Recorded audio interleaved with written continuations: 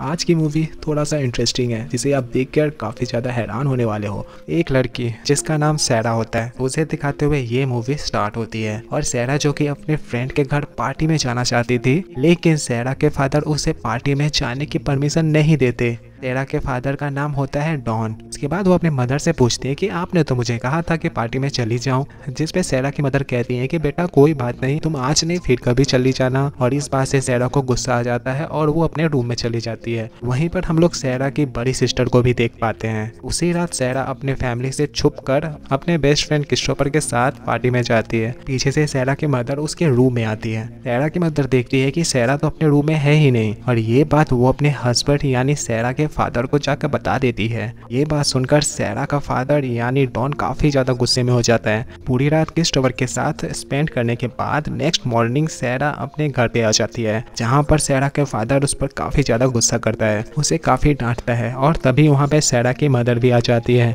और नाराज सैरा भागते हुए अपने रूम में चली आती है। सैरा जब अपने रूम में होती है तब उसकी मदर और उसकी सिस्टर भी आ जाती है, और तीनों माँ बेटियां आपस में बातें कर रही होती है। और सैरा उसे बता रही होती है कि 3 महीने बाद मैं 18 साल की हो जाऊंगी। मेरा एक बचपन का फ्रेंड है और मैं उसके पास चली जाऊंगी, मैं उसके साथ भी रहूंगी और मैं अपने लाइफ को काफी इंजॉय भी करूंगी। ये सारी बात सैरा के फादर बाहर खड़े होकर सुन लेता है, और फिर सैरा के फादर डॉन बेसेट में मौजूद एक सीक्रेट रूम को ओपन करता है। इसके बाद वो वेट करता है 3 महीने बाद का, कि जब सैरा 18 साल की हो जाएगी। इसके बाद हमें सीन 3 महीने बाद का दिखाया जाता है, जहाँ पर हमें सैरा दिखाई जाती है जो कि कॉल पर क्रिस्टोफर से बातें कर रही होती है। और सैरा के सिस्टर तो पहले ही घर पे नहीं होती है, और उसकी मदर भी मार्केट चली जाती है। पीछे से सैरा और उसके फादर घर पे अकेले ही होते हैं। डॉन सैरा को कहता है कि मैंने बेसमेंट में एक बॉक्स रखना है, तो मेरी हेल्प कर दो ना प्लीज उस बॉक्स को रखने में। और फिर दोनों उस बॉक्स को लेकर बेसमेंट में चले जाते हैं, जहाँ पर जाके डॉन सीक्रेट रूम के डोर को ओपन करता है। और ये देख के सैरा शॉक रह जाती है। डॉन सैरा को उस रूम में लेके जाता है और डॉन सैरा को बातें में उलझाने की कोशिश करता है और उसे उस रूम में लॉक करके वहाँ से चला जाता है। सैरा हेल्प के लिए काफी ज्यादा चिल्लाती है, लेकिन डॉन को उस पर तरस नहीं आता और वो उसकी कोई बात नहीं सुनता। इसके बाद सैरा अपने हेयर पिन से लॉक को ओपन करने की कोशिश करती है, जिससे डोर तो ओपन नहीं होता, लेकिन लाइट ब्लिंक होने के बाद ऑफ हो जाती है। इसके वजह से वेंटिलेटर भी बंद हो जाती है। अब सैरा चेक करती है कि आखिर उस बॉक्स में क्या है, जो बॉक्स सैरा और उसके फादर लेके आए थे। उस बॉक्स में सैरा का सारा जरूरी सामान होता है। इस जगह पर रह के सैरा के काम आने वाला था, और सैरा वेंटिलेशन विंडो से हेल्प मांगने लगती है। और डॉन देखता है कि सैरा की आवाज तो बाहर तक आ रही है, और इसीलिए वो वेंटिलेशन को भी बंद कर देता है।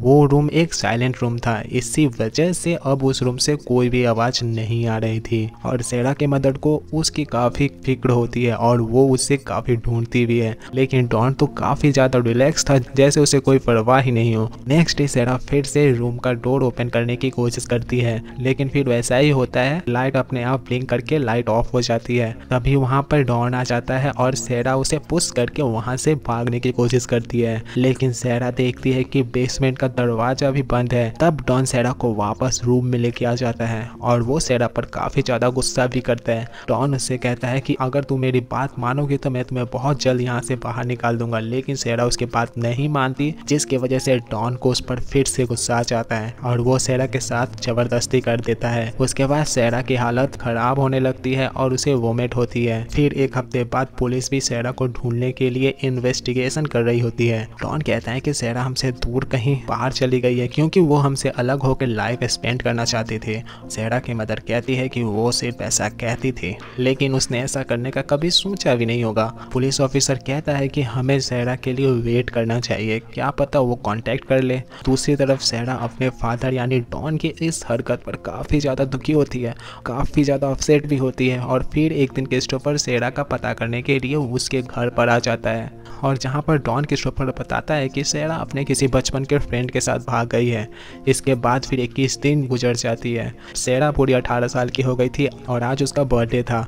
और फिर डॉन सैरा के पास केक और कैंडल लेके आता है। डॉन सैरा को कैंडल बुझाने को कहता है और सैरा ऐसा ही करती है। तो डॉन की हर बात मानती जा रही थी, क्योंकि डॉन ने उसे कहा होता है कि मेरी बात मानने पर तुम्हें बहुत जल्द यहाँ से आज़ाद कर दूंगा। करूंगा। डॉन सेरा को एक कॉस्ट्यूम पहनने को देता है। फिर डॉन सेरा को कहता है कि तुम मुझे एक अपना विश बताओ, मैं उसे पूरा करूंगा।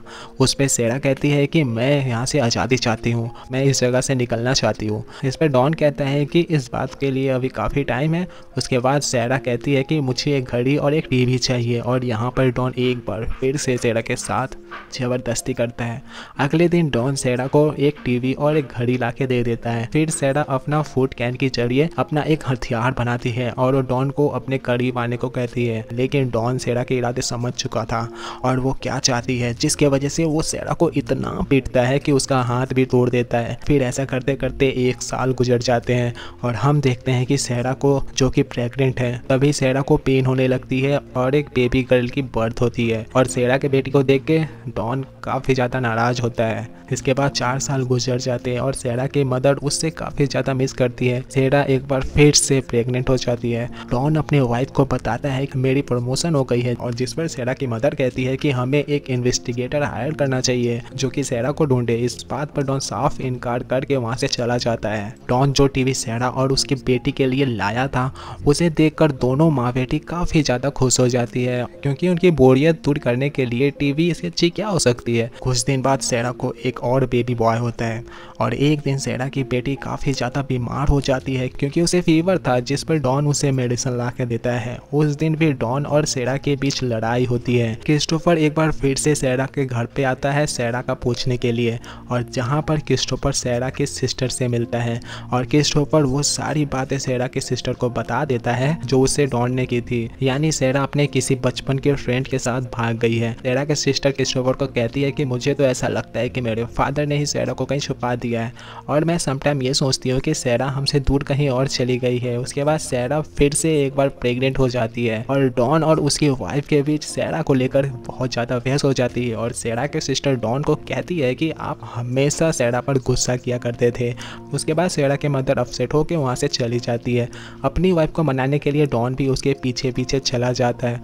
उसके पॉकेट से बेसमेंट की कीज गिर जाती है। सेरा के सिस्टर उन कीज को उठा लेती है और बेसमेंट में जाती है चेक करने के लिए। वहाँ पर उसे काफ़ी किस्म की चीज़ें देखने को मिलती है, और उन चीज़ों को देखकर सेरा के सिस्टर ये सोचने पर मजबूर हो जाती है कि आखिर ये सब चीज़ यहाँ पर कर क्या रही है।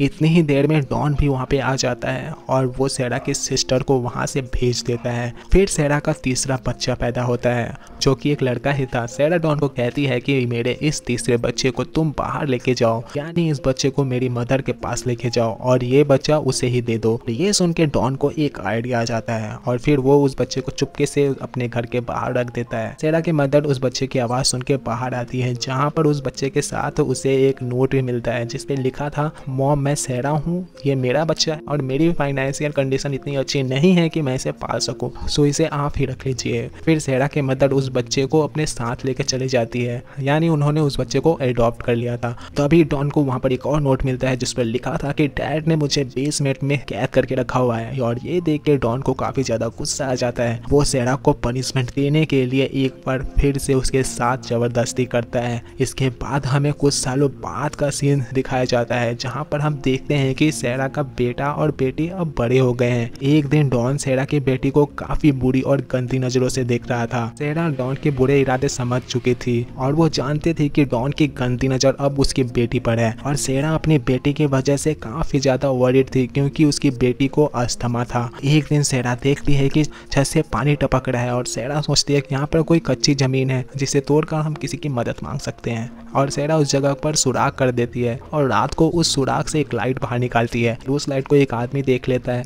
और बदकिस्मती से डॉन को बता देता है कि तुम्हारी बेसमेंट के एक सुराख से लाइट आ रही है। ये सुन के डॉन को सेरा पर काफ़ी ज़्यादा गुस्सा आता है, इसीलिए वो जाकर सेरा को बहुत बुरा तरीके से मारता है। वो सेरा को इतना बुरा तरीके से मारता है कि सेरा का मिसकैरेज हो जाता है और सेरा का बच्चा मर जाता है। डॉन उसके मरे हुए बच्चे को जाके दफना देता है, और इस बात की वजह से सेरा के बच्चे काफ़ी ज़्यादा दुखी हो जाते हैं। सेरा डॉन से अपने उस बेटे के बारे में पूछती है जो उसने अपने मदर को दे दिया था, जिसमें डॉन बताता है नेक्स्ट मंथ वो एक टूर्नामेंट खेलने वाला है, जिस पर सेरा का बेटा कहता है कि मैं भी बाहर जाना चाहता हूँ खेलने के लिए, जिस पर डॉन कहता है कि जब तुम्हारी मदर का बिहेवियर मेरे से अच्छा हो जाएगा तब मैं तुम्हें यहाँ से बाहर लेके जाऊँगा, तब तुम भी बाहर जाके खेल सकोगे। और सेरा डॉन से सॉरी बोलती है कि उसके बच्चों ने बाहर जाने की बात की।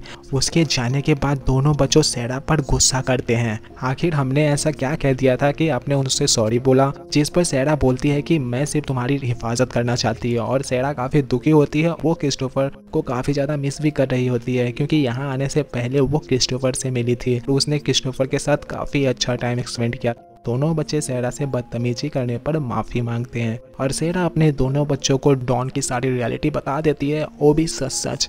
ये बातें सुनकर उन दोनों बच्चे काफ़ी हैरान रह जाते हैं और वो बच्चे इतनी बुरी तरह से डर जाते हैं कि सैरा के बेटे को अस्थमा का अटैक हो जाता है। सच बताने पर डॉन को सैरा पर काफ़ी ज़्यादा गुस्सा आ जाता है। इसी वजह से वो सैरा को मारने लगता है, लेकिन सैरा का बेटा डॉन को ऐसा करने से रोक लेता है। पनिशमेंट के तौर पर डॉन बाहर जाता है और बेसमेंट की लाइट ऑफ कर देता है। कुछ दिन बाद दिखाया जाता है कि डॉन की जॉब भी चली गई थी और जिसकी वजह से उसकी सेविंग्स आहिस्ता आहिस्ता ख़त्म हो रही थी, जिस पे डॉन की वाइफ उसे पूछती है कि आखिर तुम्हारी इतनी सेविंग्स खर्च कहाँ पर हो रही है। और डॉन को बैंक की तरफ से एक नोटिस आता है कि घर खाली कर दे, क्योंकि इंश्योरेंस का लिया हुआ पैसा डॉन ने बैंक को वापस नहीं किया था। तब डॉन सैरा और उसके बच्चे को ख़त्म करने का डिसीजन लेता है, क्योंकि उससे सारा सिस्टम मैनेज नहीं हो रहा था और वो वेंटिलेशन के रास्ते से अपनी गाड़ी का धुआं छोड़ता है। लेकिन तभी वहाँ पर सैरा का वो बेटा आ जाता है जो कि उसने अपने मदर को दिया था। इसी वजह से डॉन को गाड़ी बंद करनी पड़ती है। काफी साल बाद हम लोग देखते हैं कि सैरा के बेटे को फिर से अस्थमा का अटैक हो गया है और सैरा डॉन को कहती है कि मैं अपनी बेटी का डॉक्टर से चेकअप करवाना चाहती हूँ, जिसके लिए डॉन साफ इनकार कर देता है। लेकिन सैरा इस बात के लिए उससे काफी ज्यादा रिक्वेस्ट करती है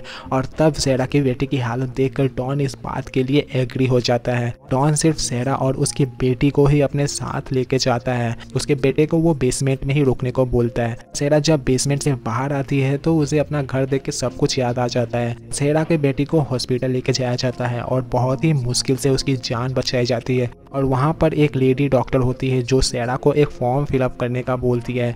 अब सैरा वापस से उस जिंदगी में नहीं जाना चाहती थी, इसीलिए वो फॉर्म पे पानी फेंक देती है और फिर डॉन दूसरा फॉर्म लेने के लिए जाता है और मौके का फ़ायदा उठा के सैरा उस लेडी डॉक्टर के पास आ जाती है और सैरा उस लेडी डॉक्टर के गले लग जाती है। तभी पीछे से वहाँ पर डॉन भी आ जाता है और सैरा उस लेडी डॉक्टर को कहती है प्लीज़ हेल्प मी, और वो लोग अंदाजा लगा लेते हैं कि सैरा जरूर किसी मुसीबत में है। वहाँ पे एक पुलिस ऑफिसर भी होता है जो कि डॉन को पकड़ लेता है, जहाँ पर डॉन सब कुछ रिवील कर देता है और अपनी सारी रियलिटी भी बता देता है। सैरा के बेटे को भी बेसमेंट से बाहर निकाल दिया जाता है। सैरा की मदर ये देखकर काफ़ी टूट जाती है और काफ़ी ज़्यादा शॉक्ड रह जाती है। इसके बाद डॉन को जेल हो जाती है। सैरा अपनी मदर और अपनी सिस्टर के साथ बाहर आकर काफ़ी ज़्यादा खुश होती है। फिर सैरा से मिलने के लिए क्रिस्टोफर आता है जो कि अभी भी अनमैरिड था और सैरा और क्रिस्टोफर एक लॉन्ग ड्राइव पर चले जाते हैं और उनके जाते ही ये मूवी यहीं पर एंड हो जाती है। अगर आपको ऐसे ही वीडियोस देखना पसंद है तो हमारे चैनल को सब्सक्राइब करके लाइक बटन को जरूर दबाना। Thank you for watching.